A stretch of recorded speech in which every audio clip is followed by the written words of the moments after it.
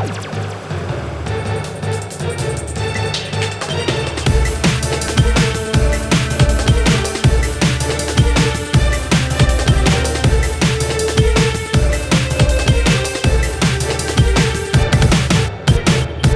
is Pop News, and I'm the pissed off pussy.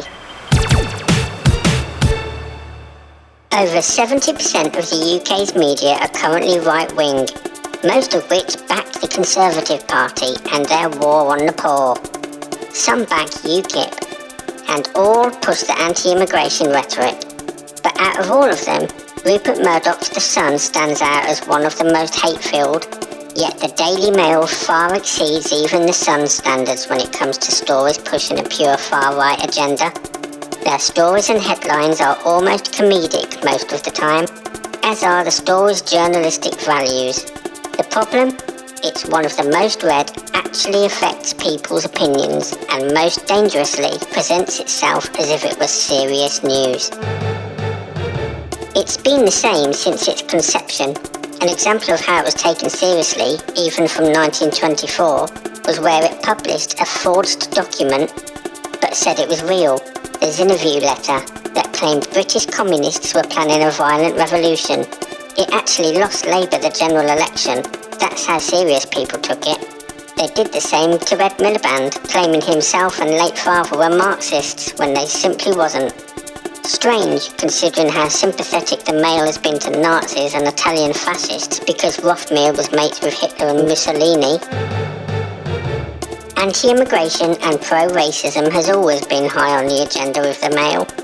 From the 50s, where it labelled music like blues and jazz as From the Jungle, Negro's Revenge, to now, where it seems absolutely anything wrong, no matter how big or small, is because of immigrants.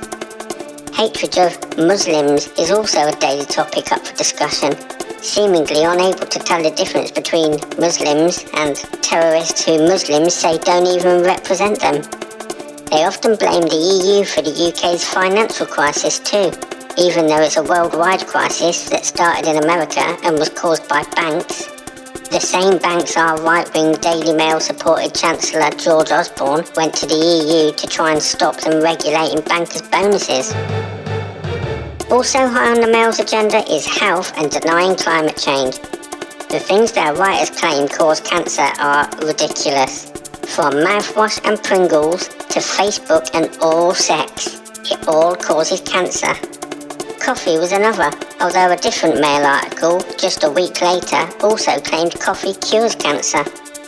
Climate change denying articles come from such great writers as Melanie Phillips and David Rose, who used to hype up the scares of WMDs in Iraq before the climate change denying. Amongst all the immigrant and poor people bashing is hate at pretty much everything else, especially if it isn't British.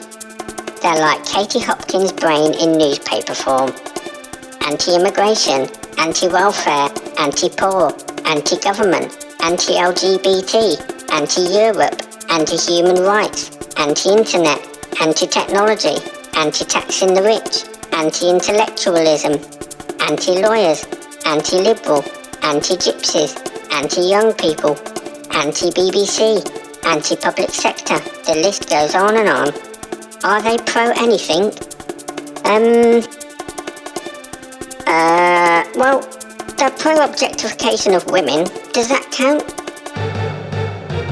Sometimes people have put some effort into source-checking Mail articles, and they're regularly caught out bullshitting or plain getting it wrong. Such as printing a pre-written story that Amanda Knox was found guilty. She was found innocent.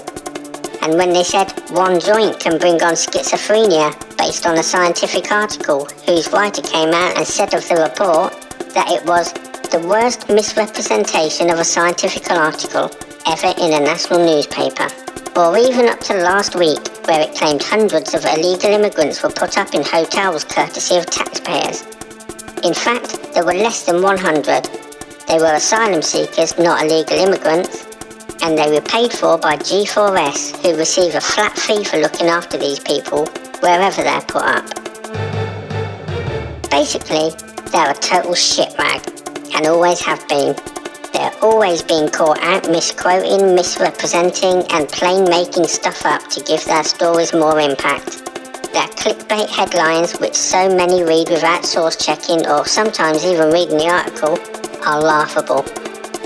If you see people posting Daily Mail articles to back up a point they're trying to make on an internet comment, just type lol and tell them to piss off. You've been watching Pissed Off Pussy News, and I'm the Pissed Off Pussy. Please click subscribe and like and get involved in the comments below. See you next time. Bye bye.